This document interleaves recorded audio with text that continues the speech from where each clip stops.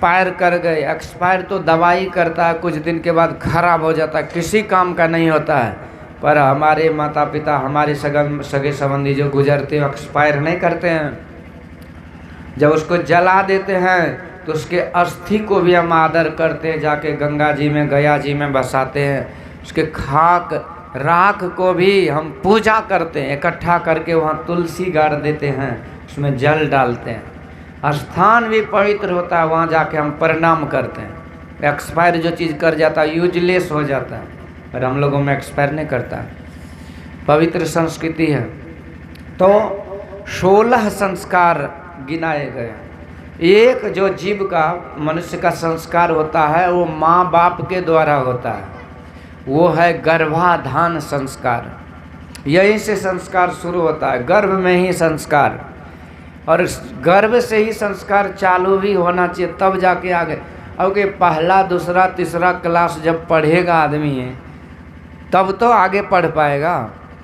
अच्छा बोलिए, नर्सरी की पढ़ाई जिसको पहला क्लास ही मान लीजिए, तो पहले क्लास में जो हम अक्षर को पहचानते तो सबसे पहले क्या करते हैं, बर्तनी को पढ़ते हैं, ककारा जिसको बोलते, क का की कै कै कौ कौ बोलते हैं ना। अच्छा आप बोले कि झंझट में क्या पढ़ना, सीधे किताब पढ़ा दीजिए, पढ़ पाइएगा? पढ़ तो लीजिएगा, लेकिन जीवन में कभी शुद्ध उच्चारण नहीं होगा, वो चीज़ पढ़ना ही पड़ेगा।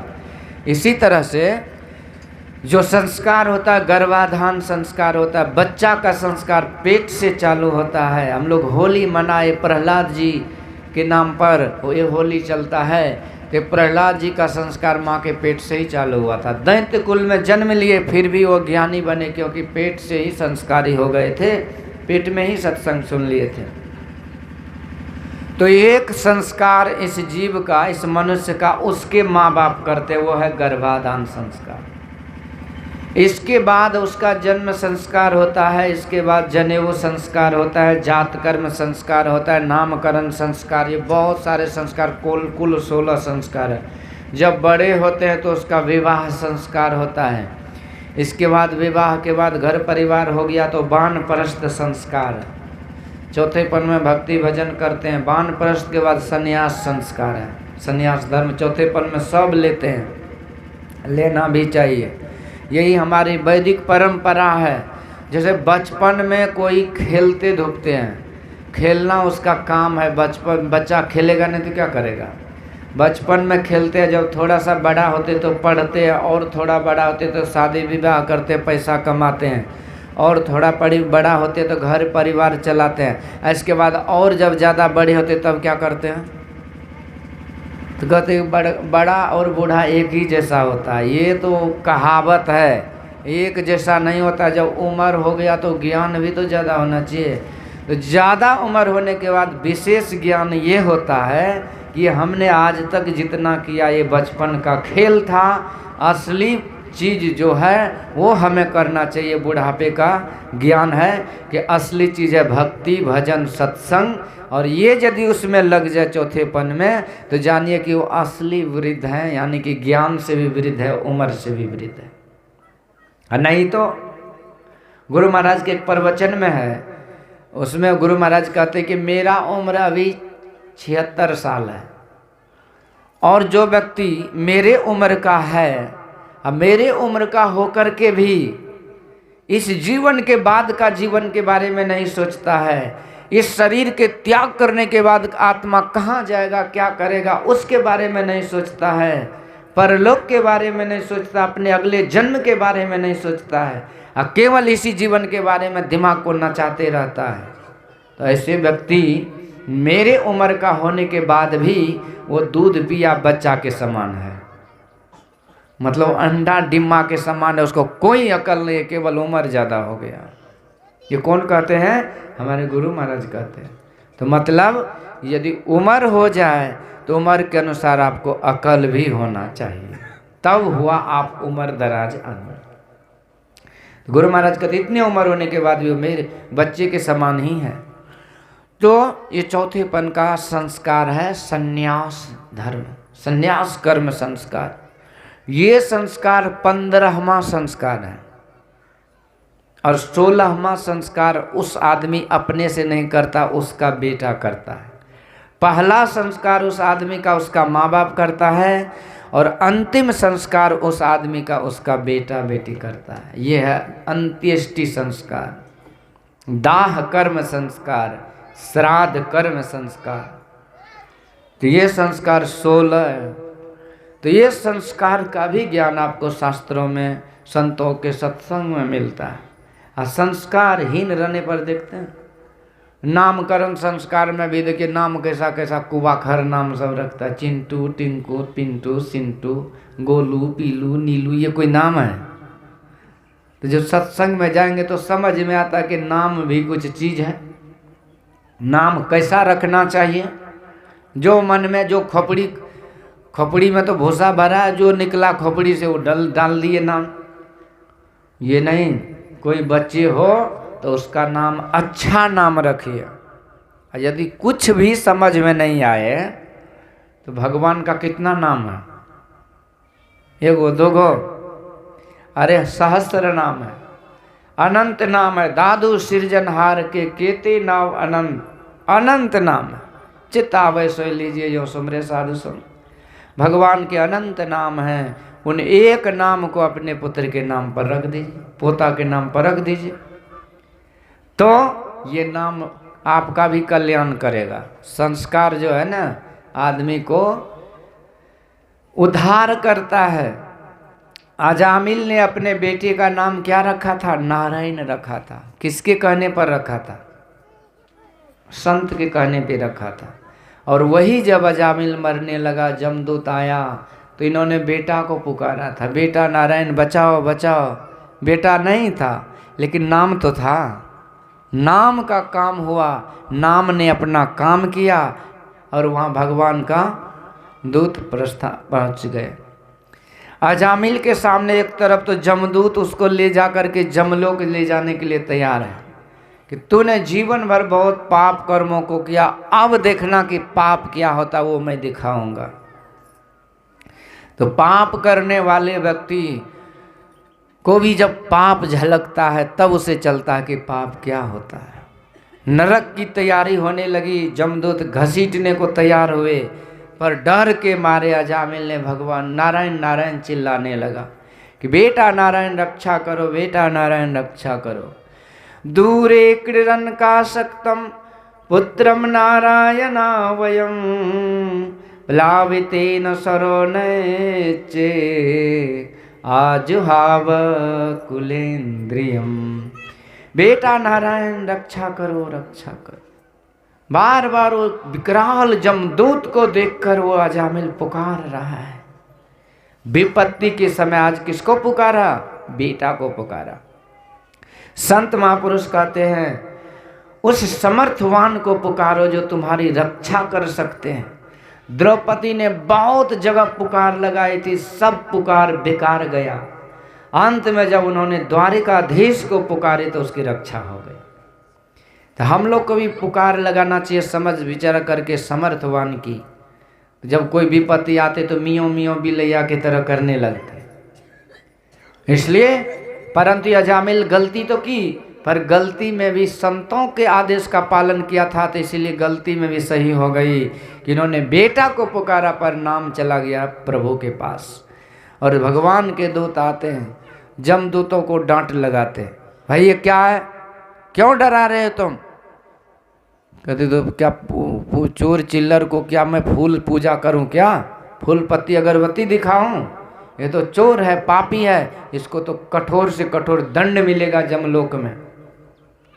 राम द्वारे बैठकर सबका मजरा ले, जाकी जैसी चाकरी वैसी ही फल दे। भगवान सबके अंदर बैठे हैं, चित्रगुप्त महाराज, और उसका सीसीटीवी कैमरा से कोई नहीं बच सकता है। वो कैमरा सब कुछ रिकॉर्डिंग कर रहा है, ऑडियो वीडियो सब। जो जैसा करेंगे वैसा भोगना पड़ता है। तो जमदूत कहते इन्होंने जीवन भर पाप किया, सारा रिकॉर्ड मेरे पास है, इसे जमलोक ले जा करके जम यातना दूंगा, एक एक पाप का हिसाब चुकता करूंगा इससे। भगवान के दूत कहते सुनो, जमलोक ले कैसे जाओगे भाई?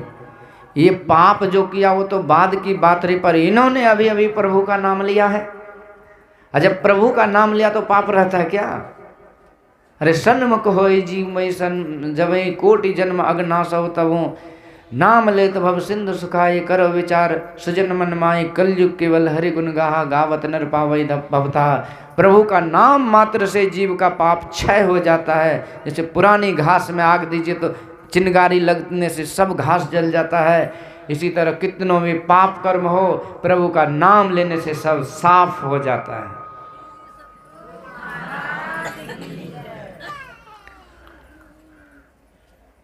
जमदूत का तो ये नाम लेगा तब न पाप साफ होगा। इन्होंने कहाँ से नाम लिया? इन्होंने तो जीवन भर पापी किए, पापी पाप एक नंबर का पापी, नाम कहाँ से लिया? कहा अभी तुम्हें सुनाई नहीं दी क्या? अभी जो इन्होंने नारायण नारायण कहा तो इन्होंने नाम ही तो लिया मेरे मालिक का। जमदूत कहते सुनो, ये तुम्हारे मालिक का नाम नहीं लिया, तुमको भ्रम है। इन्होंने अपने बेटा को बुलाया था, इसके बेटा का नाम नारायण है, और ये बेटा नारायण बोल रहा था, नहीं समझ में आया क्या? भगवान के दूत कहते सुनो, एक शब्द का कई अर्थ होता है। कमल का कई पर्यायवाची शब्द जानते हैं? हमारी संस्कृति में, हमारे जो संस्कृत भाषा है, देव भाषा, वो अथाह समुद्र है। लोग अंग्रेजी के पीछे पागल होते, पर अंग्रेजी तो भिखारियों का भाषा है, उसमें कुछ भी नहीं है।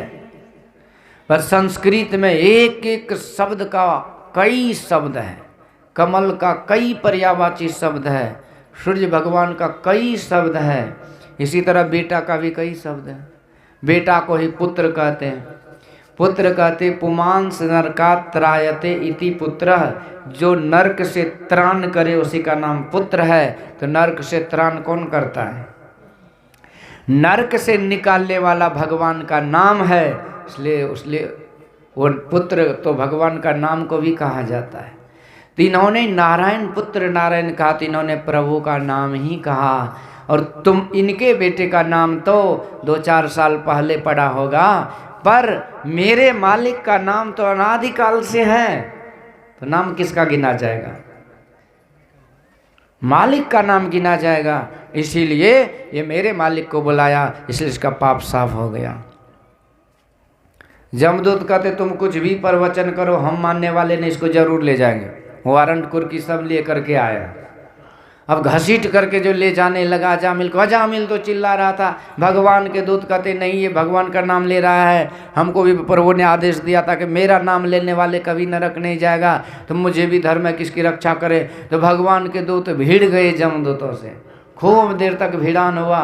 बाद में भगवान के दूत बलशाली थे, जमदूतों को दे गर्दनियाँ मार पीट के वहाँ से भगा दिए। जमदूत खाली हाथ चले गए।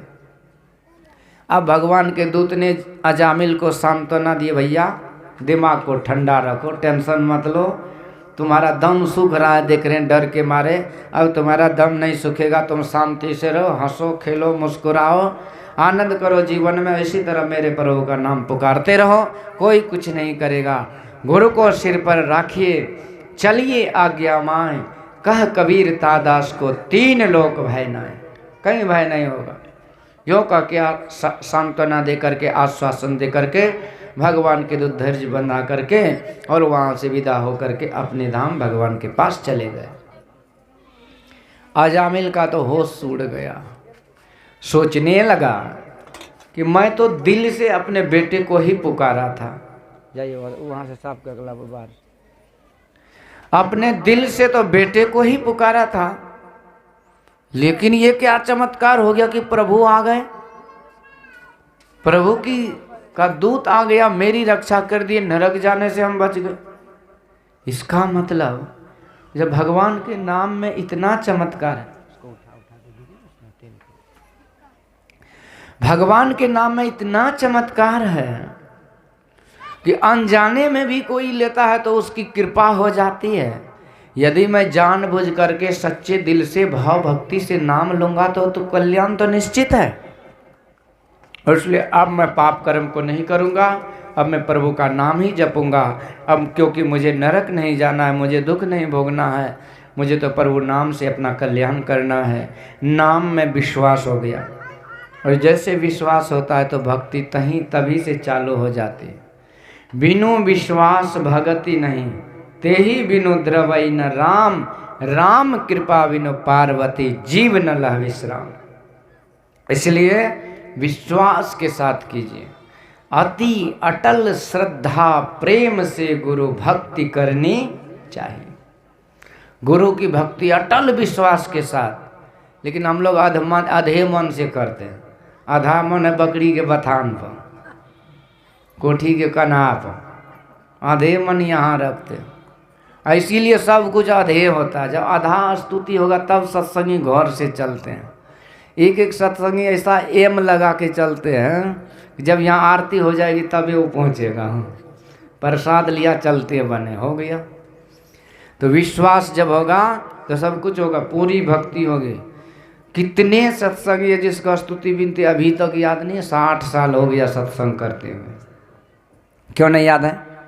अभी जब विवाह शादी होती है 7 दिन यदि 7 जगह विवाह होता रहे तो उसका कैसेट खत्म नहीं होगा। कितना गीत कौन पोथी पुराण से रट लिए हैं, रात रात भर गाते रहते, तो याद कहाँ से हो जाता है? आधे घंटे की स्तुति कैसे नहीं याद होती है? क्योंकि इसमें मने नहीं है, इसको बढ़िया से सुनते नहीं। अब ठीक है पढ़े लिखे नहीं है तो बूढ़ी सूढ़ी जो है, वो जो ब्याह शादी में जो देर रखती है, एकदम सीडी जो चलते रहता है उसका, तो कहाँ से पढ़ी लिखी है? कहाँ से उतना गीत याद है? बिना गीत नाद का कोई बियाह है नहीं होगा। तो जब वो बियाह बिना गीत का नहीं होता, ये बियाह क्या बिना गीत का हो जाएगा? ये तो विवाह ही है ना। संगत ही जरी जाओ न चर्चा राम की, दुल्हा बिना बारात कहो किस काम की। जीवात्मा परमात्मा का मिलन है तो ये भी तो विवाह ही है। इसको अधे छिधे जना मानते न, ऐसे थोड़ी होता है। तो विश्वास जब होगा तब जाकर के सब कुछ होगा, पूरी भक्ति होगी। अजामिल को ऐसा विश्वास हुआ प्रभु के नाम में उसका मन ही लग गया। हम लोग को सब कुछ याद हो जाता है। 100 कुल खानदान का जो बाल बच्चा पोता पोती नैत नतिन है, वो लिखते लिखते 5 गो कॉपी भर जाएगा, उतना याद है। कितना नाम याद है, पर एक गुरु का छोटा सा मंत्र याद है। याद भी कितने भूल भी जाते हैं। एक माता जी को मैं पूछा की जपै छो, मुझे जय गुरु जय गुरु। अब कहो, उसको दीक्षा देते समय वही मंत्र दिया गया। हम बोले कब दीक्षा लिए? तो बोलती कि तोरा जन्म से पहले ही दीक्षा लेना चाहिए। कितना अनटेटल भाषा, और जपो नहीं याद है। तो देखिए अब तो ठीक है, पर गलती ये है कि हम लोग को उसमें जब प्रेम से उसको लेंगे, विश्वास रखेंगे कि भाई क्या बताया, क्या महत्व है उसका, तो फिर मंत्र भूलेंगे नहीं। हमको परिवार में प्रेम है इसीलिए उसका नाम बोलते हैं। उसी तरह मंत्र में प्रेम होगा तो मंत्र भी नहीं भूलेंगे। तो विश्वास अजामिल को हुआ और वो नाम अजामिल के मन में बैठ गया। सप्त कोटि महामंत्रास चित्त विभ्रंशकार का। गुरु गीता में भगवान भोलेनाथ कहते माँ पार्वती से देवी संसार में 7 करोड़ महामंत्र हैं जो चित्त को भ्रमित कर सकता है, परंतु ये गुरु मंत्र, ये सब मंत्र राज मिदम देवी गुरु रित्यक्षरद्वयम, ये 2 अक्षर का मंत्र जो है ये मंत्रों के राजा हैं। इस मंत्र को जो सिद्ध कर लेगा दुनिया के सब मंत्र अपने आप सिद्ध हो जाते हैं। इस गुरु रूप का जो ध्यान कर लेगा, अनंत कोटि जो भगवान भगवती के रूप है वो सब का ध्यान हो जाएगा।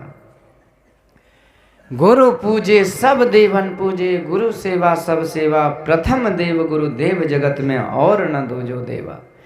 देवी देव समस्त पूर्ण ब्रह्म परम प्रभु, गुरु में करे निवास कहता है संत सबो। गुरु महाराज कहते केवल मैं नहीं कहता, सारे संत ऐसे कहते हैं। गुरु गुण अमित अमित करी जाना, संक्षेप सब कही बखाना। इसलिए ये विश्वास लेकर के हम लोग को जपना चाहिए। हम ये नहीं कह रहे कि आप लोग को विश्वास नहीं है, मतलब ये कह रहे कि जिसको जिसको नहीं है वो उसके लिए है। बहुत विश्वासी भी हैं, बहुत सत्संगी अच्छे हैं जो समय पर सब कुछ करते हैं। कहीं नो बाबा आज वो आकर के सत्संग सुन लेते हैं। एक एक सत्संगी ऐसा भी है, एक एक सत्संगी बड़ा टेवक्कड़ है। वो देखिएगा कि कौन बाबा कैसा है, पहले देखेंगे, सोचेंगे, समझेंगे, विचारेंगे, तब जाते हैं। पर जिसको सत्संग से प्रेम है, सत्संग से नाता है, तो सत्संग में जरूर चले जाते हैं। विश्वास, अजामिल का विश्वास काम आया, भक्ति साधन करने लगे। भवानी शंकरो बंदे श्रद्धा विश्वास रूपिनो। माँ पार्वती और भगवान शिव कौन है? तुलसीदास जी महाराज कहते यही है श्रद्धा और विश्वास। शिवरात्रि में भगवान शिव का विवाह उत्सव मनाते हैं ना। 3 उत्सव है, एक जन्मोत्सव, एक विवाह उत्सव और एक निर्वाण उत्सव, परिनिर्वाण उत्सव। तो ये किसका मनाया जाता है? जन्मोत्सव भगवान कृष्ण का, विवाहोत्सव भगवान शिव का और निर्वाण उत्सव गुरु महाराज का। क्योंकि जन्म लेने की कला भगवान सिखाते हैं कि कैसे जन्म के साथ तक कितनी लीला के, कितना संघर्ष किए। हर परिस्थिति में भगवान हंसते रहे, हंसाते रहे। एक एक लीला में एक एक ज्ञान छिपा हुआ है। अभी यहाँ के बाद जो जाऊँगा तो मेरा 2-3 भागवत कथा लगातार है। अभी भी भागवत करके ही आता हूँ, उसमें अद्भुत ज्ञान है भागवत कथा में। वैसे भागवत सत्संग दोनों एक ही चीज़ है, इसको यदि समझिएगा आपको एक ही लगेगा। पर वो तो अलग बात है कि जो नाच नटंगी पर ज़्यादा ध्यान देते, केवल नचाते रहते, वो तो उसकी बात तो हमें नहीं पता। पर मैंने जो गुरु के शरण में रह के वर्षों तक अध्ययन करके और साधन करके अनुभव करके देखा, तो ये भागवत वही है जो गुरु महाराज की वाणी के द्वारा सत्संग हम लोग सुनते हैं। तो भगवान कृष्ण का जन्म उत्सव मनाइए। क्यों? कहते हम लोग तो गुरु भक्त हैं। गुरु भक्त है, यदि जन्मोत्सव नहीं मनाइएगा तो आपका जो बाल बच्चा है ना, वो ईसाइयों के तरह वो केक काटना चालू कर देगा, क्योंकि कोई ना कोई तो बहाना चाहिए उसको।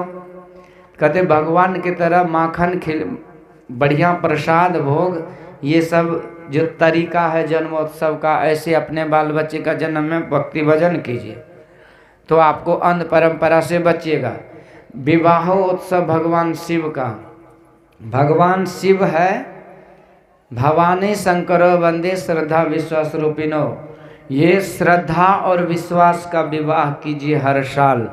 यानी कि श्रद्धा कहती है कि ईश्वर है और उसमें विश्वास करो, ये श्रद्धा कहती है और ये हमको मानना चाहिए। यही है श्रद्धा को विश्वास से जोड़ देना, तब भक्ति होगी। अजामिल का विश्वास काम आया और जप में ऐसा प्रेम हुआ कि जपात सिद्धि सिद्धियां मिल गए। जप करने से जापक का दर्शन होता है, जापक को जप करने से जाप्य का दर्शन होता है। यानी कि नामी को नाम का जप करने से नाम जप वाले को नामी का दर्शन होता है। मतलब कि जिसका जप करते उसका दर्शन जप करने वाले को होता है। यही है जप से सिद्धि। गुरु महाराज से भी जप करते थे। गुरु महाराज के गुरु थे दरियापंथी के साधु रामानंद स्वामी, पहला गुरु। कई गुरु महाराज भी किए, लेकिन आजकल एक एक सत्संगी के दिमाग में ऐसा भरा हुआ है ना, ऐसा भरा हुआ है अधकचरा ज्ञान, कि कहते जब एक के गुरु कर लिए तो अब क्या करना है, इसी से निर्वाह हो जाएगा।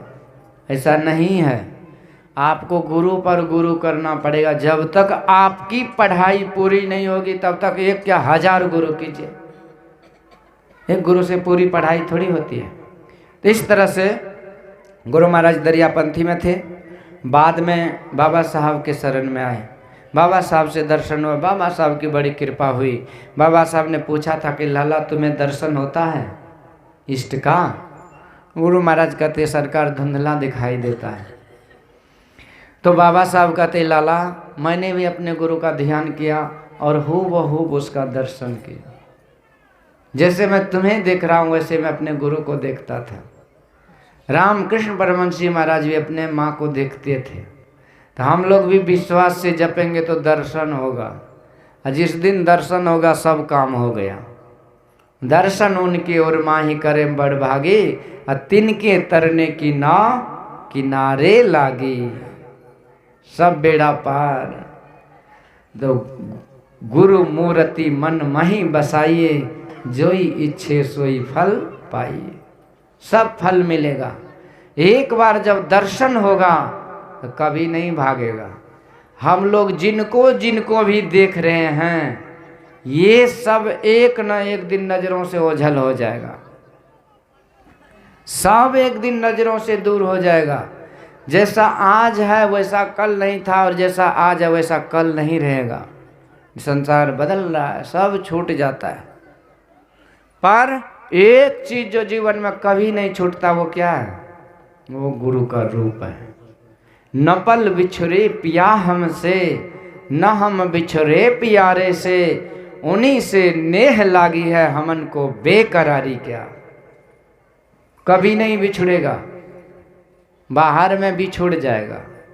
भगवान कृष्ण के दर्शन ब्रजवासी गोप गोपियाँ सब करते थे। भगवान जाने लगे सब रोने लगे। मैं कल सुनाया था, क्योंकि वियोग हो गया था।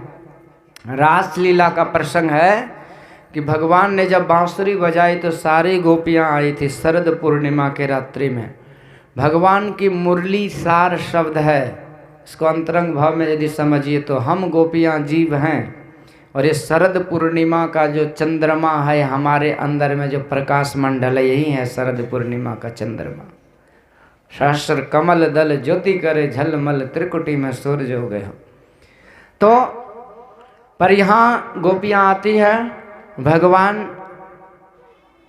ने उनकी मनोकामना को पूर्ण करने के लिए भगवान नाचने लगे। भगवान भी नाचते हैं।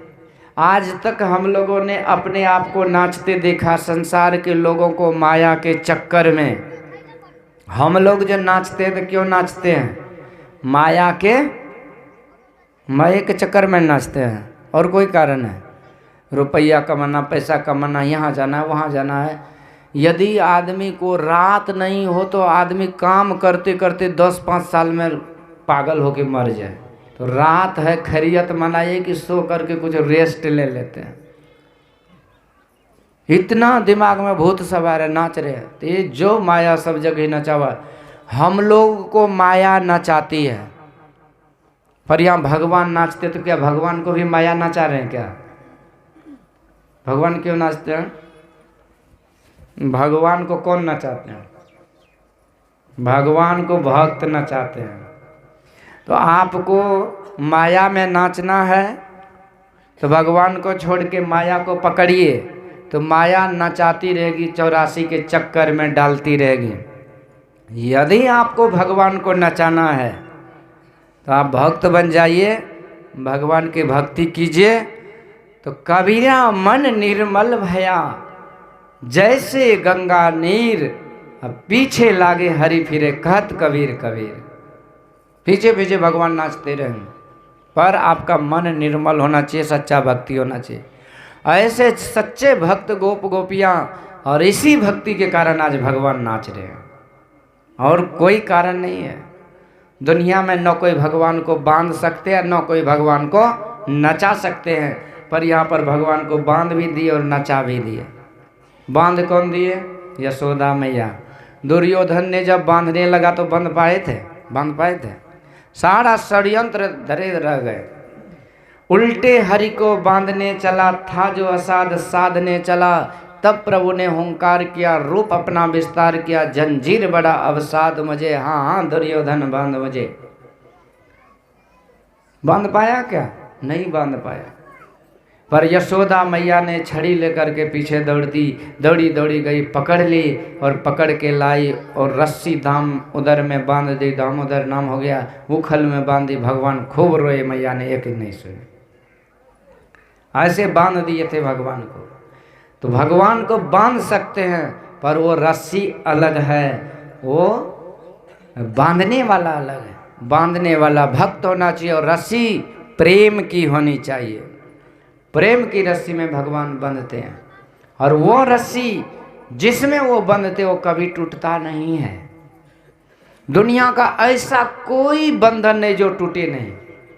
आखिर ये माता जी जो गुजरी तो बंधन है ना, माँ पिता का संबंध है, माँ और बेटा का संबंध है, बेटा और माँ का संबंध है, पत्नी पति का मौसा मौसी जो भी दीदी फुआ जो भी जिसके उसका संबंध है, तो बंधन ही हुआ ना। ये सारा बंधन अभी रहा, टूट गया कि नहीं।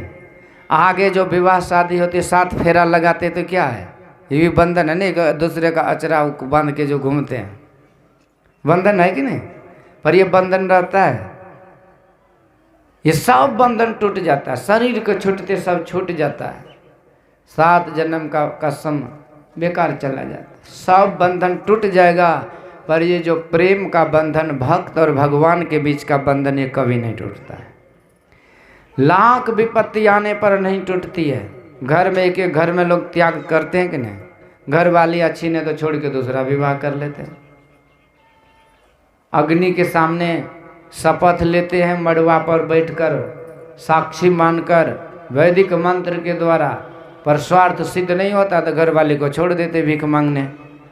है कि घर वाली जब पढ़ी लिखी स्मार्ट रहती है, घर वाला किसी काम करने तो उसको छोड़ के भाग जाती है। कहाँ गया बंधन, स्वार्थ सिद्ध नहीं हुआ, बंधन टूट गया। ये दुनिया का सब मतलब का बंधन है, कोई बंधन असली नहीं होता है, क्षणिक होता है, टूट जाता है। बंधन ही स्वार्थ का होता है। एक आदमी था, उसको एगो बेटा था, 10 बीघा जमीन, अभी को पुत्र हुआ लाना है, तो विज्ञापन दे दिया अखबार में कि हमारा एकलौता बेटा है, लेकिन हम उसी के घर में अपना बेटा का ब्याह करेंगे जो दहेज में ट्रैक्टर दे देगा, क्योंकि उसको हल चलाना, खेती करना है ना। अब पुत्र हुआ चुड़ैल हो जाए कि सूर्पनखा आ जाए कि पुतना आ जाए, कोई मतलब नहीं है, लेकिन उसको ट्रैक्टर चाहिए। यही है बंधन, इस संसार का मतलब का बंधन टूट जाता है। पर इस जीव का जो पीव से प्रेम की रस्सी से बंधन होता है, वो कभी नहीं टूटता है। भगवान उखल को लेकर आगे बढ़ते हैं। नंद बाबा के भवन के बाहर एक विशाल वृक्ष था, यमला अर्जुन का। 2 वृक्ष पड़े हुए थे वर्षों से। ये गाछ वृक्ष को भी साधारण नहीं समझिए, भी देवी देवता होते हैं। आपके घर में जो भी है, सबका कोई न कोई संबंध आपके घर से है, इसीलिए उसका आदर कीजिए, सम्मान कीजिए। गाछ वृक्ष को भी ज़्यादा फालतू का काट कूट नहीं करना चाहिए। जो माल मवेशी कुत्ता बिल्ली है, आपके सारे सब जीरा, सबको कुछ न कुछ देते रहिए। सबका क्या पता उसका पिछला जन्म वहीं से यहाँ का मालिक हो, हम जानते हैं। कर्म खराब था, बन गया कुत्ता बिल्ली। तब कर्म खराब है तो हम क्यों अपना कर्म खराब करें, हमारा जो धर्म है उसका सेवा करना करते रहिए। आज यमला अर्जुन का वृक्ष था पड़ा हुआ, पर न जाने कौन था नहीं था, भगवान उसमें समा गए। पेड़ था 2 वृक्ष के बीच में, भगवान घुटने बल चलते गए। उधर से बड़का उखल को घसीटते आ रहे हैं, घसीटते आ रहे हैं। भगवान आगे गए, जब भगवान ने खींचा जोर से तो रस्सी नहीं टूटा, वो विशाल वृक्ष हाथे हुए गिर गया।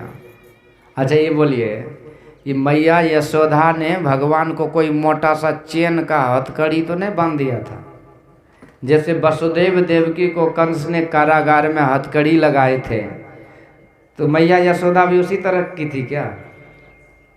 ये कंस तो थी नहीं ना, ये तो यशोदा थी ना। कंस कसाई को कहा जाता है, यशोदा जो दूसरों को यश देते हैं उसको कहा जाता है। तो दूसरों को यश दे, दूसरों की भलाई करे, तो वो भगवान को कैसे चेन में बांध सकते हैं? कैसे बांधे होंगे? सबसे पहले भगवान कोई चेन हथकड़ी में नहीं बांधते, भगवान बांधते तो प्रेम की रस्सी में। तो मैया यशोदा ने यदि रस्सी कोई बांधी होगी तो रेशमी रस्सी ही बांधी होगी, कोमल रस्सी, पतली सी रस्सी, कोई कपड़े कुछ मुलायम चीज। अब वो कपड़ा की रस्सी को, रेशमी रस्सी टूटना चाहिए, कोई वृक्ष को टूटना चाहिए? नियम क्या कहता है? रस्सी टूटना चाहिए, लेकिन हुआ क्या? वृक्ष टूटा, रस्सी क्यों नहीं टूटा? कहते यही है प्रेम की रस्सी। भक्ति और प्रेम से जब भगवान को बांध देते हैं तो बीच में लाखों करोड़ों बड़े से बड़े संकट क्यों ना आए, पर ये प्रेम की रस्सी कभी नहीं टूटती है, सब संकट टल जाता है। और ये प्रेम की रस्सी में जीव इस तरह से बंधे रहते हैं। तो यही है कि भगवान को न कोई बांध सकता है, न कोई नचा सकता है, पर भगवान को नचाते कौन हैं? तो भक्त नचाते हैं, क्योंकि भगवान की भक्ति में वो नाचते हैं। तो यदि भगवान को नचाना तो भगवान को पकड़िए, यदि खुद माया में नाचना तो भगवान की माया को पकड़िए। माया को सब कोई भजे, माधव भजे न कोई, जो कदापि माधव भजे तो माया चेरी होय। जब हम भक्ति करते हैं ईश्वर की, परमात्मा की, तो ये माया पीछे पीछे नाचती है। हम नहीं नचाते, माया ही को हम नचाते, माया हमको नहीं नचाती है। तो भगवान नाचते भक्तों के भक्ति पर, अब भक्त नाचते हैं भाव विभोर होकर के भक्ति करने में। ये दोनों नाच बड़ा पवित्र नाच है। मेरा विषय था कि आज ये अजामिल ने नाम जप किया और यहाँ पर इसको रूप का दर्शन हो गया, अंदर में दर्शन हुआ। बाहर दर्शन में वियोग होता है, परंतु जो अंदर का दर्शन है उसमें वियोग नहीं होता है, पर ये दर्शन होता है। इसलिए ये विश्वास करके हम लोगों को मंत्र जपना है कि दर्शन एक न दिन होगा। एक ऋषि थे सुतीक्ष्ण मुनि, आश्रम में अगस्त ऋषि का वो शिष्य था। ऋषि अगस्त कर शिष्य सुजाना, नाम सुतीक्षण रति भगवाना। तो देखिए दर्शन कब होगा? जब हम प्रभु का नाम लेंगे। तो नाम 2-4 बार ले लेंगे तो हो जाएगा दर्शन, तब 5 बार, 10 बार, 20 बार, 6 से सहस 21 जाप, अनहद उपजे आपे आप। कहते दिन भर नाम जपो, रात भर, तो कहते काम पेट भरेगा नामे जपने से। एक एक सत्संगी बोलेंगे जो ने सत्संगी में पेट भरता हो, जो कहावत है कि सत्संग से पेट तो नहीं भरेगा, लेकिन सत्संग से शांति जरूर मिलेगी। कमाने से पेट भरता है तो हम खाते हैं, मतलब कमाते हैं तो खाते हैं, तो खाने के लिए कमाते हैं, पर खाते किस लिए हैं? जीने के लिए। जीने के लिए ही खाते हैं ना, हैं? हाँ, तो जीने के लिए खाते हैं। और जीते हैं किस लिए? मरने के लिए। जीते मरने के लिए हैं? अरे जीते हैं सुख शांति के लिए। तो सुख शांति कहाँ मिलता है? यही सत्संग में मिलता है। तो कमाना खाना जितना जरूरी है उतना जरूरी सत्संग है, क्योंकि सत्संग से ही तो शांति मिलेगी। इसलिए काम भी करना है और मन से नाम जपना है। तो हमेशा हर सांस में जप कीजिए, आदत लग जाएगी तो जप होते रहेगा। तन काम में मन राम में, कहते नहीं होता है। कितना आदमी कहते बड़ा कठिन है। कठिन कौन चीज़ है? अभ्यास से सब सरल होता है। मौत कुआं देखे? मौत कुआं मेला ठेला में मौत कुआं देख लो या? मौत कुआं में वो नटवा नटंगी सब नाचते रहता है, मोटरसाइकिल ले लेके घुमाते रहता है। अब कहिए वहाँ आप लोग घुमा पाइएगा? कैसे घुमाता? आदत है तब ना। अच्छा दूसरी बात कि केवल गाड़ी चलाए तो कोई बात नहीं, 1-2 गाड़ी वाले मोटरसाइकिल वाले घूमता है, एक दूसरे का हाथ भी पकड़ लेता है, और ऊपर से जो पैसा देता है वो पैसा भी ले लेता है, ताली भी बजा रहा है, हो हल्ला शोर शराबा हो रहा है, कैसेट बज रहा है। उस बीच में इतना काम करते हुए भी वो गाड़ी चला रहा है। पर सब कुछ करते हुए, गाड़ी चलाते हुए उसका ख्याल कहाँ है? गाड़ी पर। गाड़ी तो है ही है, ख्याल कहाँ है? गाड़ी के बैलेंस पर। बैलेंस पर यदि ख्याल है, संभालने पर, गाड़ी पर ही रखिए, गाड़ी पर ख्याल है। जब बैलेंस हट जाएगा उसका ना, 1 सेकंड के लिए भी बैलेंस बिगड़ा तो पुर्जा गाड़ी या वो चलाने वाले का हो जाएगा। इतना कठिन काम करते हुए भी अपना ख्याल को बैलेंस पर दे सकता है, तो आप लोग छोटे मोटे घर का चूल्ही चौका खेती खोला करके भी क्या जप नहीं कर सकते? बहुत आसान है, कुछ भी नहीं है। इतना काम करते हुए भी सूरत को वहाँ रखते हैं। अब देहाती भाषा में जस पनिहारी कलश भरे मार्ग में आवे, कर छोड़े मुख चित्त वचन पल कलसा पर लावे, फनि मनि धारी उतारे आप चरने को जावे, वह गाफिल ना रहे सुरत मन माहि समावे, पलटू कारज सब करे सुरत रहे अलगान कमठ दृष्टि जो लावई सो ध्यानी परमान। पलटू साहब कहते कछुआ अंडा देती है जमीन पर और रहती है पानी में, पर वो ख्याल से सूरत से अंडा का सेवन करती है, वो अंडा बच्चा हो जाता है, वो बड़ा हो जाता है ख्याल से। पनिहारी जो पानी भरने जाती है नदी में कुआं में, तो एक कलसी माथे पर, एक कलसी कमर पे, एक हाथ में रस्सी बाल्टी। अब के एक हाथ से तो कमर वाला कलसी, एक हाथ में रस्सी बाल्टी पर, कपाड़ पर जो कलसी है उसको कैसे पकड़ती है? उसको ख्याल से पकड़ती है। इसी तरह एक मणि वाला सांप होता है, मणि को छोड़ देता है और वो बाहर घूमने चला जाता है, पर उसका ख्याल उसी मणि पे रहता है। इसी तरह से सूरत को, मन को लगा करके कहते कितना देर जप करना चाहिए? 10 मिनट 5 मिनट तो जब आप बैठते हैं तब जप कीजिए। बाकी के समय कहते श्वास श्वास में नाम ले, वृथा श्वास मत खोए, न जाने इस श्वास को आवन होए न होए। इसलिए सर्व क्षण गुरु मन, सब क्षण हमेशा जप करना है। हर सांस में हो सुमिरन तेरा, यों बीत जाए जीवन मेरा। हर सांस में हो सुमिरन तेरा, यों बीत जाए जीवन मेरा। तेरी पूजा करते बीते सांझ सवेरा, यों बीत जाए जीवन मेरा। हर सांस में हो सुमिरन तेरा, यों बीत जाए जीवन मेरा। यों बीत जाए जीवन।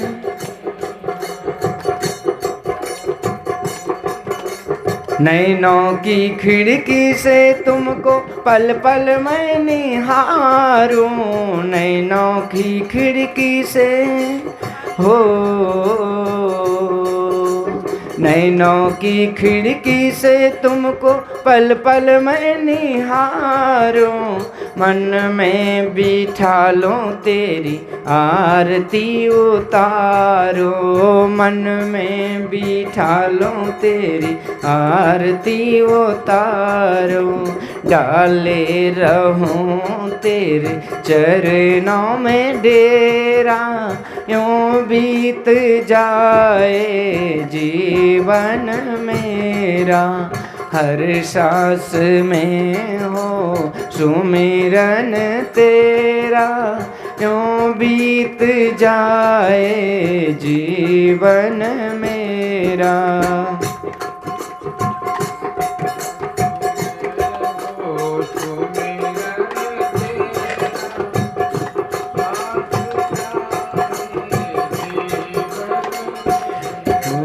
जो भी तेरा प्यारा हो वो मेरे दिल का प्यारा हो, जो भी तेरा हो, जो भी तेरा प्यारा हो वो मेरे दिल का प्यारा हो। मेरे सर का ताज मेरी आँखों का तारा हो, मेरे सर का ताज मेरी